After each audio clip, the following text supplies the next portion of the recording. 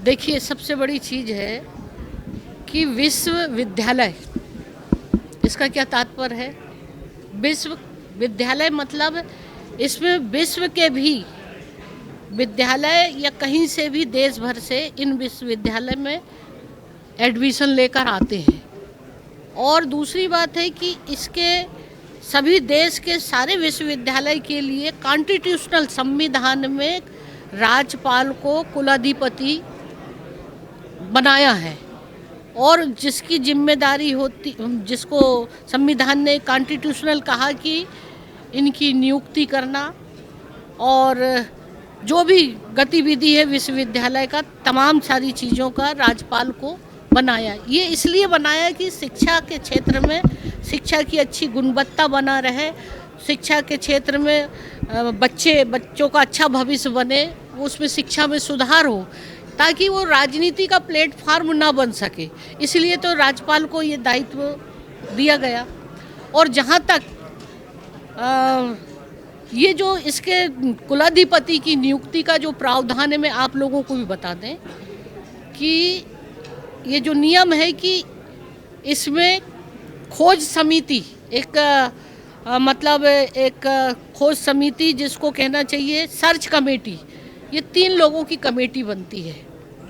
एक तो हर विश्वविद्यालय के एक कानून का अलग अलग प्रावधान है। एक यूजीसी का मेंबर होगा, एक सरकार का होगा और एक कुलाधिपति का मेरे तरफ से, और इसका अध्यक्ष बनाने का दायित्व गवर्नर को होता है। मगर कृषि विश्वविद्यालय में यूजीसी का मेंबर नहीं होता। इसमें कृषि विश्वविद्यालय का बोर्ड का मेंबर होता है, एक शासन का होता है और एक मेरा अपना होता है। और जिसमें ये जो जितने भी विज्ञापन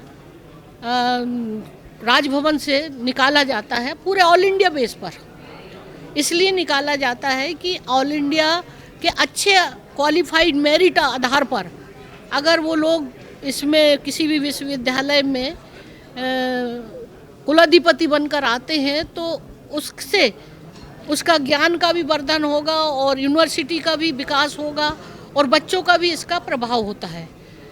जहाँ तक सवाल ये है कि इसका कहीं ये तो कई जगह तो पंडित जवाहरलाल नेहरू ने भी कहा था और अपने डॉक्टर मालवीय जो हैं, ये जो वहाँ के मदन मोहन मालवीय जी काशी विश्वविद्यालय का, उन्होंने कहा कि अगर इन विश्वविद्यालय में अगर ज़रूरत पड़ी अच्छे टैलेंट, अच्छे विद्वत लोगों को अगर विदेश से भी लाना हो तो इन विश्वविद्यालय में उनको कुलाधिपति बनाना चाहिए।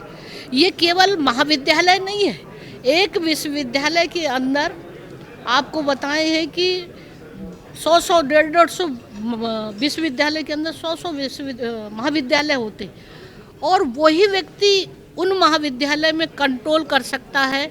एक शिक्षा के क्षेत्र में वो खुद के अंदर नॉलेज हो और वो तमाम सारी चीज़ें उसको तो मेरिट आधार पर। इसीलिए अगर प्रदेश के संबंध में अगर ये होता कि तो फिर विज्ञापन देश के अंदर बुलाने की क्या ज़रूरत है। भाई एक बात बताइए ना, देश का मतलब नहीं है। अब ठीक है, छत्तीसगढ़ की अपने लोगों की अपनी भावना कि छत्तीसगढ़ का होना चाहिए, ये उनकी अपनी भावना है। ठीक है, अगर मैं कहती हूँ कि किसी भी विश्वविद्यालय, कृषि की बात नहीं है, किसी भी विश्वविद्यालय के लिए अगर जो देश के और विश्वविद्यालय से लोगों ने अप्लाई किया है, अगर उनसे अच्छे अगर हैं तो क्या उनको नहीं लेना चाहिए मेरिट के आधार पर? उनसे भी अगर कोई अनुभव भी है और एक्सपीरियंस वाले हैं तो उस दृष्टि से उनको प्राथमिकता ये लुकआउट कुलाधिपति का होता है। इसमें ये बनाने की ठीक है, अगर मुझे लगता है अच्छा वो भी खोज समिति पैनल सार्ट आउट करती खोज समिति, तब उसके आधार पर अगर 100 लोगों के आवेदन आए हैं तो 100 में से अगर 4 लोगों की पैनल बना के देते हैं लिस्ट के आधार पर, वही उसको सार्ट आउट करते हैं कि कौन मेरिट आधार, 5 की भी करते हैं, 6 की भी, 10 भी नाम आते हैं।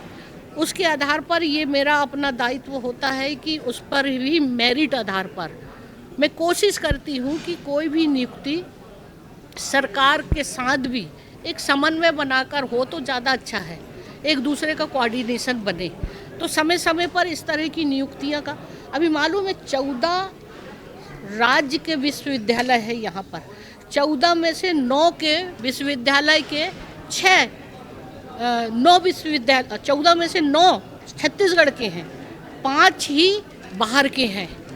और मेरे समय तो 1-2 ही लोगों की 3-4 लोगों की नियुक्ति हुई, जिसमें 3 की तो मेरे यहीं पर मैंने ही किया, और तीसरा एक और 2-3 ऐसे ही हुए हैं। और आप ये भी बताइए, जहाँ तक बात करते हैं जो आप लोग बता रहे हैं कि स्थानीय होना चाहिए, ठीक है स्थानीय होना चाहिए, मेरिट के अगर क्वालिफाइड है उसको मौका मिलना चाहिए, लेकिन इतना बड़ा प्रदेश में भौगोलिक दृष्टि से 32% ट्राइबल है, 14% एससी का है, बाकी पिछड़ा वर्ग के भी लोग हैं। तो क्या आप चाहते हैं कि एक ही समाज के लोग केवल कुलपति बने और अन्य समाज के लोग नहीं? अगर देखा जाए तो 14 विश्वविद्यालय में केवल एक ही समाज के ही लोगों को कुलपति का दायित्व है। अब इस बारे में मुझे नहीं बोलना चाहिए। अगर छत्तीसगढ़ के स्थानीय तो सबको मौका मिलना चाहिए, सभी समाज को मौका मिलना चाहिए। अगर एक ही समाज के लोगों को मौका मिलेगा तो कैसे चलेगा? तो ये इस आधार पे हमें ये सोच कर भी और मेरिट आधार पर भी हमको ये तय करना है। और ये जो इस तरह का करने से क्या उचित है, वो तो कॉन्स्टिट्यूशनल है, संविधान के ही तहत करूँगी ना मैं। तो सभी लोगों को साथ में लेकर, और मैं चाहती हूँ कि अच्छे लोग सामने आए, और जो पैनल में जो लोगों का लिस्ट नाम दिया है उसके आधार पर विचार विमर्श करके ही मैं आगे